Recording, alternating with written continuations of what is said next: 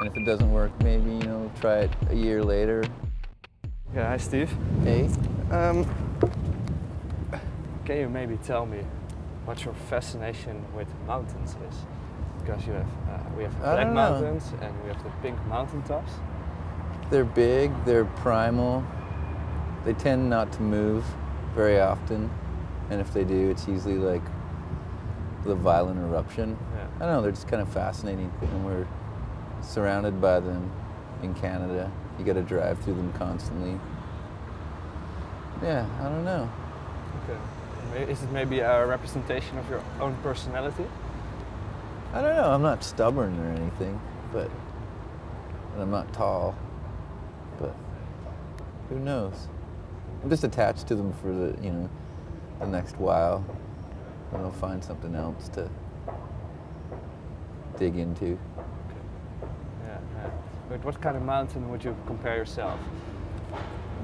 Which mountain? Mount Fuji? Yeah, why is that? I don't know, it probably has like good food on it. Nice people, nice animals. I've never been there, so it makes it more fascinating when you haven't been. You know, you can conjure up your own image of what it means to you. Okay. Yeah. On the latest record, on the website of your label, there was they praised it like I have to watch in the paper. A lot of songs of love and hate that read like a Daniel Steele romance. Did you come up with that yourself, or was it just a PR? It was more that we were trying to get Fabio to pose for the cover, but he's too expensive and he's kind of a little past his prime. So we kind of just, Jeremy, who made the record cover, just came up with the idea of actually making a book and doing that, and it just seemed to fit in with the you know, with the theme of the album, the mood of it and stuff. It's not tongue-in-cheek or anything, it's just kind of just fit and just stuck. There's no irony or anything, it's just, yeah. Plus those books tended to look pretty good on like drugstore walls in the 80s. You know. Yeah. You have two projects, Black Mountain, Pink Mountaintops.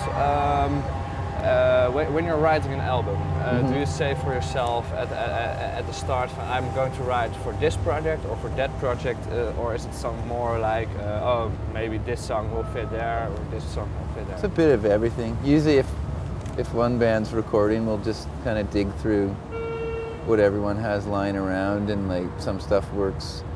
And if it doesn't work, maybe, you know, try it a year later with the other thing. I mean, there's certain songs that maybe lyrically fit more and, you know, to the Pink thing, and other ones that fall into the Black Mountain thing. But it's no real plan or agenda. It just kind of, most time happens naturally over time. Just evolves that way.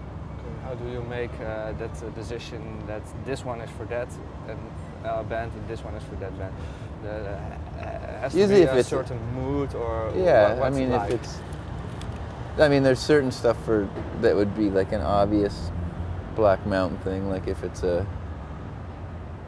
heavier riff, and if there's maybe something that's a bit more rock and roll, it might go to the Pink side, but still a bit of surprise.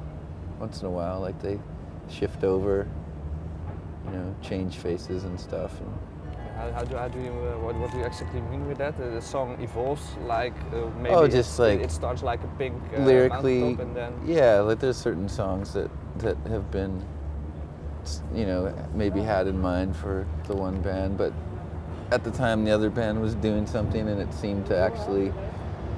I mean, making records is weird because it's usually, you're kind of searching, you have a bunch of songs, but it's until you have like a photo, it usually takes like at least 4 or 5, and then until like the kind of the album concept head kind of rears itself up, and then usually it's easier to figure out what other songs would fit in that. That was like with this record, there was, me and Sophie recorded like 6 or 7 and then searching around for other ones, and it was just some of the lyrical topics or the moods. It's like, oh, let's do that one fits. And